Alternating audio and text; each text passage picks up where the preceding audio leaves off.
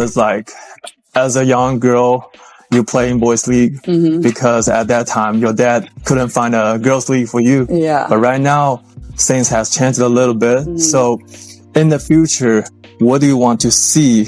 Like, or the things for girls basketball? Pay attention to what she just said. Bigger doors, brighter spotlight, more visibility, deeper reach. more access. Feels harmless, right? Sounds simple, but right? this is where it detonates. But here's what makes this Caitlin significant. Clark isn't talking from home. Caitlin Clark is She's speaking standing from a somewhere position no woman in nobody basketball women's has ever stood held before. She's She's done not requesting asking the for spotlight. attention anymore. It's already She hers. has it. Over 2.5 2 million million eyes views on locked onto a commercial Nike in ad less inside than 24 hours. So when That's why she her talks vision about the isn't future of fantasy. the sport, It's construction. she's not theorizing. She's reshaping she's the game actively while building everyone it. else watches stunned. In real time. Indiana Fever superstar Caitlin Clark has already made a massive impact on the growth of women's basketball, has experienced over the last few years. In fact, she, along with several others, because my God, y'all can't not name somebody else, Angel Reese, Paige Beckers, please, has been the driving force in this growth, especially within the WNBA. While there have been popular players and well-known names in women's basketball. December 26, 2024. That's the day this interview went live through Chinese Content Current. And the timing isn't random, because exactly 24 hours earlier, Nike finally unveiled Clark's first real commercial. Not a throwaway post, not leaked footage, but a cinematic ad that ran during the Cowboys-Redskins NFL game on Christmas Day, third quarter. Then State Farm, one of her biggest backers, openly reacted to Nike's spot in real time. Literally commented That's on how Nike's heavy this ad. moment landed. This moment was. And now the question burning everywhere. Everyone's asking, why did Nike wait 8 full months to pull the trigger? So, a little reaction from this video right here. Of course, the tagline is "from anywhere," meaning she can shoot a three and hit it from anywhere. This guy says, "How about South Korea? About time." This is one cool ad, and about time Nike from anywhere. Yeah, I mean, even State Farm, somebody who sponsors her just weighed in on another sponsor's actual ad. That's pretty wild.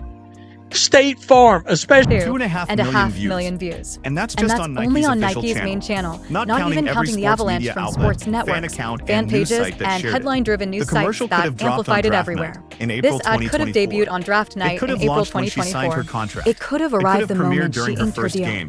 It could have premiered during her very first game. Instead, Nike waited until Christmas Day, the single largest sports audience outside the Super Bowl, with the NFL and NBA dominating screens at the same time. Genius placement or unforgivable hesitation. Because here's the truth. Caitlin Clark has owned the women's basketball conversation since her junior season at Iowa. The commercial is flawless. The wait? Absolutely indefensible. She's not wrong.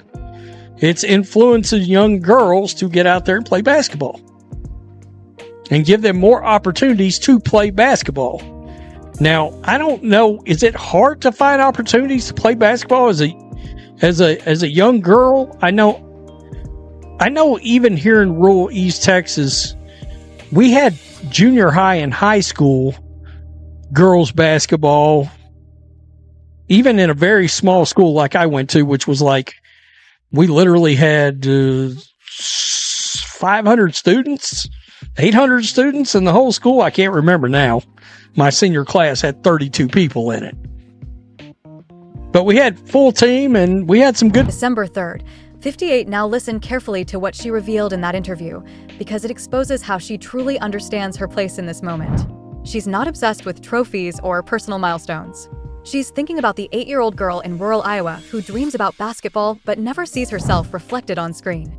Caitlin Clark talked about growing up forced into boys' leagues because her dad couldn't even locate girls' programs. That wasn't ancient history. That was less than 2 decades ago. And in 2024, that reality should be extinct. It isn't. The infrastructure problem is undeniable. Yes, most schools add girls' teams by junior high, but what happens before that? Where are the leagues for 6, 7, 8-year-olds? Where are the AAU options that don't demand families sacrifice 4 hours of driving every weekend? Clark isn't talking about highlight reels. She's talking about entry points. Because when a girl starts at 13, the gap is already carved deep, and catching up becomes nearly impossible. Awesome. I would love to see that. I grew up in a Larry Bird fan, a major Larry Bird fan, and Charles Barkley. can we get some kind of a Space Jam, Jordan, Bird, Barkley, Caitlin Clark situation? You know what? Let's keep it real. Can we get a Caitlin Clark Space Jam movie? Can we get that? I want to see that. That's a Space Jam I would see, unlike the fake sequel, Space Jam 2, The Search for Chinese Dollars, starring LeBron James. Pay attention to the reactions swirling around that Nike commercial. People demanding Caitlin Clark share the screen with Michael Jordan and Larry Bird. Others pitching a Space Jam reboot with her replacing LeBron James. These aren't hype-chasing teenagers. These are fans raised on Jordan, Bird, and Barkley. They're responding to a feeling they haven't felt in decades. A player who breaks past the boundaries of her league. Here's the comparison that actually matters. When the second Space Jam released in 2021, it earned $163 million worldwide. Solid numbers, but nowhere close to the cultural earthquake of the original. Why? Because LeBron James, for all his dominance, never seized casual fans like Jordan did. Clark has that rare pull. She's not just resonating with WNBA loyalists. She's pulling in people who don't usually watch women's basketball, who don't usually watch basketball at all. It's out, nevertheless, awesome spot. I don't get it. I mean, this commercial could have, about effing time, Nike. I mean, this commercial could have been put out like the first month she hit the league. I still don't think we can act like Nike's done a good job with this. I mean, this commercial. And that Nike commercial carries the line from anywhere. On the surface, it nods to her limitless shooting range, logo threes, 30-foot bombs, shots so deep defenders look embarrassed for even trying. But it's also a coded biography. A leap from a tiny Iowa town to packed arenas nationwide. From boys' leagues to becoming the unmistakable face of women's basketball. From anywhere to everywhere, and that idea travels far beyond US borders. That's why the interview with Teller Tong wasn't designed for America alone. It dropped on YouTube through a Chinese creator with global reach. Caitlin Clark talks openly about going to places like China to expand the sport. She sees the bigger map. The next evolution of women's basketball won't be decided by US ratings alone.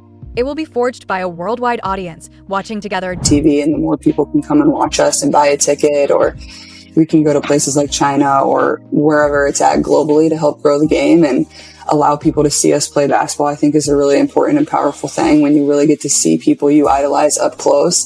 Those were some of the most impactful moments of my childhood, so I know how impactful that can be for young girls today. Here's what she shared about watching players up close. Those moments shaped everything I believed as a kid. She's describing the force of visibility, representation, so real it changes what feels possible. Seeing someone who looks like you living the dream you quietly carry. That's why the WNBA's presence on television matters on a deeper level. It's not only about money, even though that matters. It's about the girl at home who suddenly thinks, maybe I can do this too. The WNBA averaged 1.2 million viewers per game during the 2024 regular season. That number doubled.